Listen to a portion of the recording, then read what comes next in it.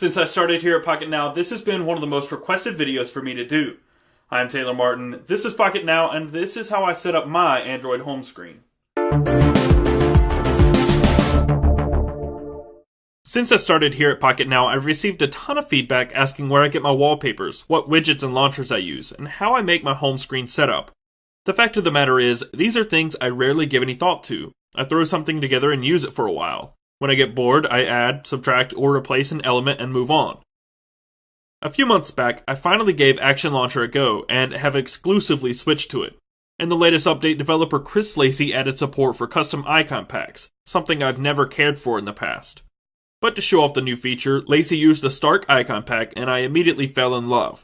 I copied his setup, Action Launcher, the Stark icon pack, and the awesome purple wallpaper that comes packaged with the icon pack. I used this for a few hours before I started making my own modifications, and after a weekend of tweaking, I finally ended up with my current setup, a home screen setup I've never been more happy with. It's a truly different experience, and it looks awesome, sleek, clean. I started by flashing Paranoid Android to the Nexus 4. The stock 4.2.2 build had been acting up, and I was ready for something new, so I flashed the ROM and transitioned to Pi controls to squeeze out some extra display real estate. And I started my home screen setup from scratch. I downloaded Action Launcher and restored all existing apps to my phone. From there, it's much more simple than it may seem. Purchase and install Stark from the Play Store. It costs just $179. Once that's installed, from Action Launcher, press the Action Overflow button and select Settings. Choose Display, then Icon Pack, and select Stark. I also adjust the screen margins a bit to make the edges of the home screen as close to the edge of the display as possible. I narrowed down my home screen page to just one, I up the grid size to 5x6, and I make the dock 5 icons wide. Return to the home screen and long press in a blank area. When asked where to choose the wallpaper from, select Stark. There are several great wallpapers available from Stark, but my personal favorites are the gradient purple and blue. Next, form the covers, which are simply folders hidden behind a single app icon, hence the name, a cover. I sort my applications into 5 sections: communication, productivity, camera and pictures, media, and news and information.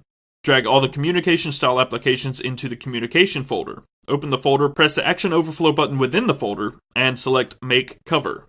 And set the most commonly used application as the cover by long pressing and dragging it to the first position. Repeat this process for the remaining 4 covers.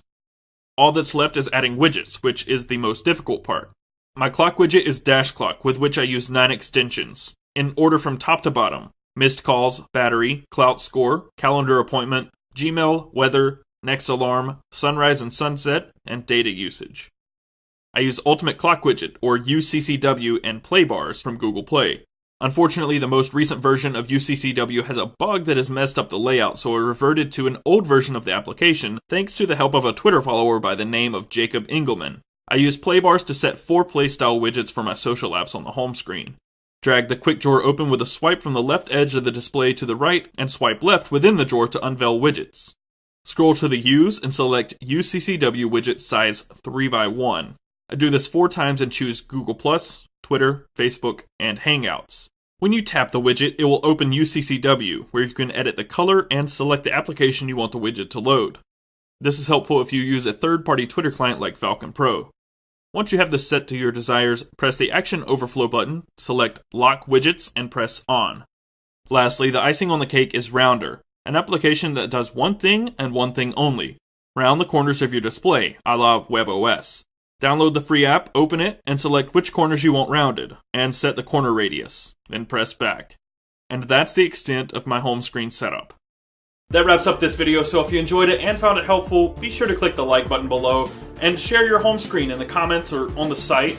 And as always, subscribe, follow us in all the usual places: Twitter, Google+, and Facebook at Pocketnow. You can find me on Twitter at CasperTech. I'm Taylor Martin, and I'll see you soon.